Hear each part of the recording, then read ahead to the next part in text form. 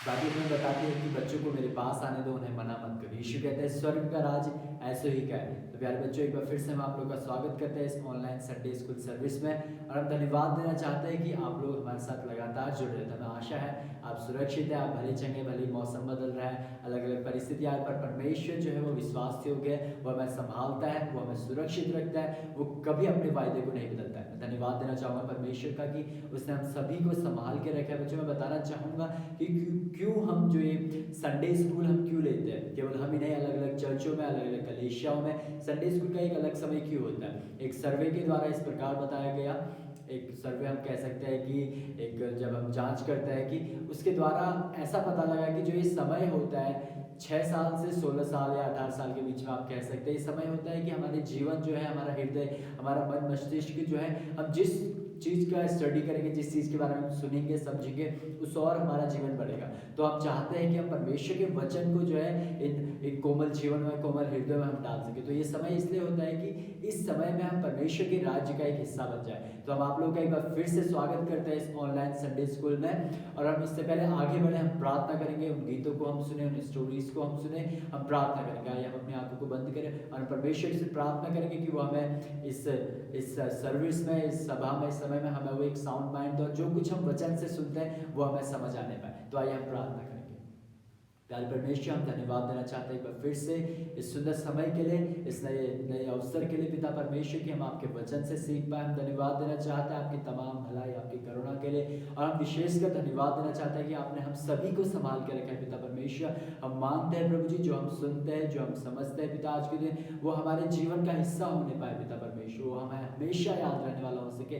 ऐसा अनुग्रह हम आपसे चाहते हैं और विनती प्रार्थना करते हैं प्यारे प्रभु कि आप हमें अपनी बुद्धि और अपने ज्ञान से भर दीजिए। पवित्र आत्मा आपकी अगुवाई को हम मांगते हैं। जैसे आज हम पेंतिकुस्त के दिन को हम मना रहे हैं प्रभु, हम चाहते हैं कि आपकी आत्मा हम सभी बच्चों में और प्रभु हम में भी वास करने वाले उसके लगातार प्रभु, जैसे हम आपकी आत्मा में होकर कार्य करते हैं पिता परमेश्वर, आप हमसे बोलिए, हमसे बातचीत करिए पिता परमेश्वर, और हम चाहते हैं कि आपका वचन हमारे हृदय में जगह प्राप्त करने वाला हो सके। आज के समय को आपके हाथों में समर्पित करते हैं, सारा आदर, सारी महिमा हम आपको देते हैं। प्रार्थना प्यारे बेटे यीशु के नाम से मांगते हैं, आमीन। तो आइए बच्चों, हम एक गीत को सुनेंगे।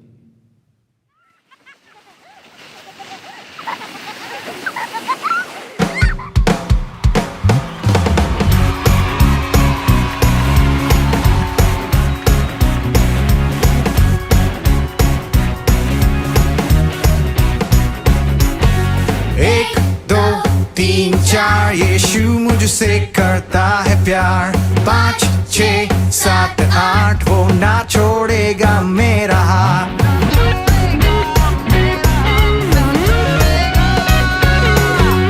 1 2 3 4, यीशु मुझसे करता है प्यार।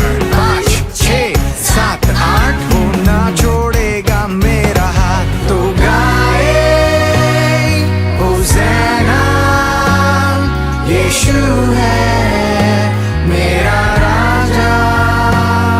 तो गाए होज़ैना, चाहे बजे 9 10 11 12।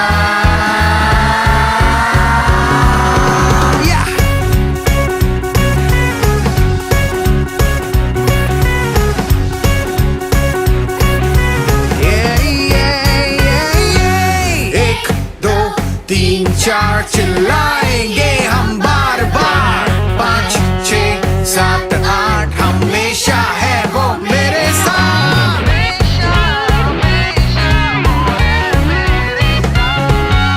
1 2 3 4 चिल्लाएंगे हम बार बार।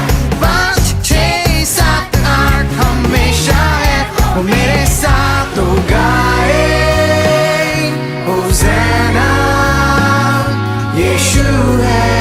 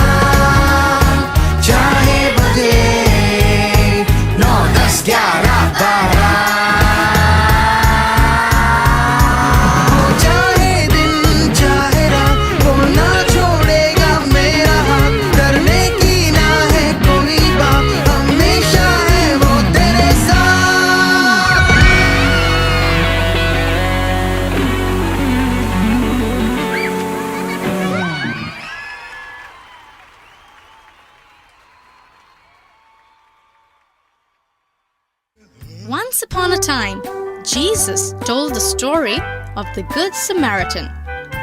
There was a man who was traveling from Jerusalem to Jericho. On his way, he was robbed and beaten up by a few bad men. The poor traveler lay on the ground, hurt and wounded, when a priest walked right past him. The priest saw the man, but he did not help him. Soon after the priest passed by, there was a Levite who walked by him. He too saw the man lying on the ground, but he did not go to help him either. Sometime later, a Samaritan went right by the wounded man, and he felt sad for him. The man was miserable and hurt, and no one was there to help him. So he washed and bandaged the traveler's wounds and carried him to a nearby inn. The Samaritan then paid the innkeeper some money and said, "Please take good care of this poor wounded man for me." Saying this, he left. Jesus then asked the people, So, who was the good neighbor in the story? Of course, it was a Samaritan because he helped a man in need. Hello बच्चों, तो आप लोग सब कैसे हैं? बच्चों, आपने इस गाने में एंजॉय किया होगा और ये गाने आपको बहुत पसंद आए होगा। तो बच्चों, हम आशा करते हैं कि आप अपने घरों में अच्छे हैं, सुरक्षित हैं और आपने बहुत कुछ सीखा है पिछली क्लासों में और हमें बहुत खुशी होती है कैसे हम ऑनलाइन के द्वारा हम आपसे मिल पाएँ। तो बच्चों, आज आपके लिए एक और हम कहानी को लेकर आए हैं। तो आप मेरे साथ निकालिए अपने बाइबल को, आप खोल सकते हैं मेरे साथ लूका की पुस्तक उसके 10वें अध्याय और 25 से लेकर हम 37वें वचन तक देखेंगे। यहाँ पर एक दयालु सामरी का दृष्टांत है। आज हम दयालु सामरी के दृष्टांत के बारे में हम सुनेंगे और सीखेंगे। तो बच्चों, जब भी जीसस बात करते थे तो दृष्टांत या कहानी के माध्यम से लोगों से बात करते थे, क्योंकि कहानी और दृष्टांत के माध्यम से जब हम बात करते हैं तो वो अच्छी रीति से समझ में आ जाता है और जल्दी समझ में आ जाता है। इसीलिए वो कहानी और दृष्टांतों से लोगों से बातचीत करते थे। यहाँ पर आइए हम देखते हैं बच्चों इस कहानी को। यहाँ पर 25वें वचन में इस प्रकार से लिखा है, और देखो एक व्यवस्थापक उठा और यह कहकर उसकी परीक्षा करने लगा, हे गुरु, अनंत जीवन का वारिस होने के लिए मैं क्या करूं? यहाँ पर व्यवस्थापक कहते हैं जीसस से कि मुझे अनंत जीवन पाने के लिए मुझे क्या करना है। यहाँ पर जीसस से वो सवाल करते हैं। व्यवस्थापक वो होते हैं जो परमेश्वर के वचन को जानते हैं, परमेश्वर के वचन को या बाइबल को पढ़ने वाले व्यक्ति वो व्यवस्थापक होते हैं। फिर उसने उससे कहा, व्यवस्था में क्या लिखा है, तू कैसे पढ़ता है? जीसस ने उस व्यवस्थापक को उत्तर दिया है कि व्यवस्था में क्या लिखा है, तू कैसे पढ़ता है। यहाँ पर व्यवस्था का मतलब ये है बाइबल और परमेश्वर के वचन, उसे तू कैसे पढ़ता है, उसमें क्या लिखा है। तो वो व्यवस्थापक फिर क्या कहते हैं, उसने उत्तर दिया, तू प्रभु अपने परमेश्वर से अपने सारे मन और अपने सारे प्राण और अपनी सारी शक्ति और अपनी सारी बुद्धि के साथ प्रेम रख और अपने पड़ोसी से अपने समान प्रेम रख। यहाँ पर इस प्रकार से व्यवस्थापक कहते हैं कि तू अपने प्रभु परमेश्वर से अपने सारे मन, अपने सारे प्राण, अपनी सारी बुद्धि, अपनी सारी शक्ति के साथ प्रेम रख और अपने पड़ोसी से अपने समान प्रेम रख। यहाँ पर इस प्रकार से व्यवस्थापक जीसस से कहते हैं। तो यीशु क्या कहते हैं फिर यहाँ पर, उसने उससे कहा, तूने ठीक उत्तर दिया है, यही कर तो तू जीवित रहेगा। यहाँ पर जीसस कहते हैं कि तू ठीक ही उत्तर दिया है, तू सही उत्तर को तूने दिया है, ऐसा ही कर तब तू जीवित रहेगा और अनंत जीवन तू पाएगा, या ऐसा ही करने से तू स्वर्ग में जाएगा। यहाँ पर इस प्रकार से कहते हैं। परंतु उसने अपने आप को धर्मी ठहराने की इच्छा से यीशु से पूछा, तो मेरा पड़ोसी कौन है? यहाँ पर व्यवस्थापक अपने आप को धर्मी या सही साबित करने के लिए यहाँ पर इस प्रकार कहते हैं कि तो मेरा पड़ोसी कौन है? यीशु ने उत्तर दिया। यहाँ पर फिर मतलब इस उत्तर को सुनने के बाद यहाँ पर यीशु एक कहानी को उस व्यवस्थापक को सुनाते हैं। यीशु ने उत्तर दिया, एक मनुष्य यरूशलेम से यरीहो को जा रहा था कि डाकुओं ने घेर कर उसके कपड़े उतार लिए और मार पीट कर उसे अधमरा छोड़कर चले गए। यहाँ पर यीशु मसीह एक कहानी को उस व्यवस्थापक को सुनाते हैं। एक मनुष्य था, वो यरूशलेम से यरीहो को जा रहा था कि डाकुओं ने घेर कर उसके कपड़े उतार लिए और मार पीट कर उसे अधमरा कर दिए। उस रास्ते में डाकू मिले उस यात्री को, और उसके सारे जितने भी अच्छे अच्छे सामान थे, जो भी सामान उसके पास था, सारे सामान को उन्होंने लूट लिया। यहाँ तक कि उनके कपड़ों को भी उन्होंने लूट लिया, और उन्होंने इतना उसे मारा, इतना मारा कि उसके पूरे शरीर को घायल करके उसके शरीर में कोई चोट ही चोट लग गई, उसके शरीर से खून बहने लग गया, उससे कुछ होश नहीं था, बेहोश हो गया, वो अधमरा हो गया, उसमें मतलब थोड़ा थोड़ा ही जान था कहना चाहिए। यहाँ पर इस प्रकार से कहता है, और ऐसा हुआ कि उसी मार्ग से एक याजक जा रहा था, परंतु उसे देख के कतरा कर चला गया। यहाँ पर फिर जीसस कहते हैं कि उसी मार्ग से जिसमें वो डाकुओं ने जिसे घेरा था, जिसे डाकुओं ने पीटा था, उसी मार्ग से एक याजक जा रहे थे, और याजक उसे देखकर कतरा कर चले जाते हैं। उसके मन में तो हो रहा था मतलब उसकी मदद करने के लिए, लेकिन वो घायल व्यक्ति के पास जाकर देखते हैं और वो उससे दूर चले जाते हैं, क्योंकि उसके शरीर से खून बह रहा था, लहू बह रहा था, इसलिए वो उसे देखकर दूसरी तरफ से वो मुड़कर चले जाते हैं। इसी रीति से एक लेवी उस जगह पर आया, वह भी उसे देखकर कतरा कर चला गया। एक लेवी उसी वक्त, जो याजक की मदद करने वाले होते हैं, जो मंदिर में याजक होते हैं, उनकी मदद करने के लिए लेवी होते हैं, तो वो लेवी भी उसी मार्ग से आया, और वो भी उस घायल व्यक्ति को देखकर, वो भी मतलब उसके खून को देखकर वो भी दूसरे तरफ से वो भी चले जाते हैं। यहाँ पर फिर इस प्रकार से लिखा है 33वें वचन में, परंतु एक सामरी यात्री वहाँ निकला और उसे देखकर तरस खाया। यहाँ पर सामरी यात्री, वो भी यरूशलेम से यरीहो की ओर जा रहा था, तो उस सामरी यात्री ने उसे देखा, उस घायल व्यक्ति को, उस जो चोट लगा था, जो जख्मी था, उस व्यक्ति को देखा, उसके मन में तरस आया, उसके दिल में तरस आया, और तरस से भर गया। और यहाँ पर इस प्रकार से लिखा, उसने उसके पास आकर उसके घावों पर तेल और दाखरस डालकर पट्टियाँ बांधी। यहाँ पर जो सामरी यात्री था, वो उस घायल व्यक्ति के शरीर पर जो जहाँ जहाँ घाव लगे थे, जहाँ जहाँ से खून बह रहा था, उसके घाव में ड्रेसिंग सी किया उसने, उसके खून को पोंछा उसने, और उसके घाव में तेल लगाया, उसने मरहम पट्टी लगाया। और यहाँ पर इस प्रकार से लिखा है, और अपनी सवारी पर चढ़ाकर सराय में ले गया। यहाँ पर और उसकी सेवा टहल की, और जो सवारी था उसके पास, जो गधे था, जो गधे में बैठ के जा रहा था, उसी गधे पर उस घायल व्यक्ति को, उस जख्मी व्यक्ति को उसने बैठाया और उसे सराय में ले गया। यानी कि सराय मतलब जहाँ पर ट्रीटमेंट होती है, जहाँ पर लोगों की देखभाल करते हैं, जैसे कि हम कह सकते हैं हॉस्पिटल, वहाँ पर वो लेके गया, और उसके साथ वो सामरी यात्री रात भर टिका रहा, और रात भर उसकी पूरी देखभाल किया। और फिर जब सुबेरे होता है, तो यहाँ पर इस प्रकार से लिखा है, दूसरे दिन उसने 2 दिनार निकालकर सराय के मालिक को दिया और कहा, इसकी सेवा टहल करना, और जो कुछ तेरा और लगेगा वह मैं लौटने पर तुझे भर दूंगा। यहाँ पर जो सामरी यात्री हैं, वो क्या कहते हैं कि उसे जो जितना भी उसका खर्च हुआ था, 2 दिनार उसने निकाल कर उस सराय के मालिक को दिया, और कहा कि इस जख्मी व्यक्ति का, जो एक घायल व्यक्ति है, इसका अच्छी तरह से आप देखभाल कीजिए, और जितने भी खर्च होगा, जितने भी पैसे और लगेंगे, मैं उसे आते वक्त, लौटते वक्त मैं आपको दे दूंगा। इस प्रकार से यहाँ पर वो सामरी यात्री उस सराय के मालिक से कहते हैं, और इस तरह से ये कहानी भी समाप्त हो जाती है। इस कहानी को जीसस समाप्त कर देते हैं, और यहाँ पर कहते हैं, अब तेरी समझ में जो डाकू से घिर गया था, इन तीनों में से उसका पड़ोसी कौन ठहरा।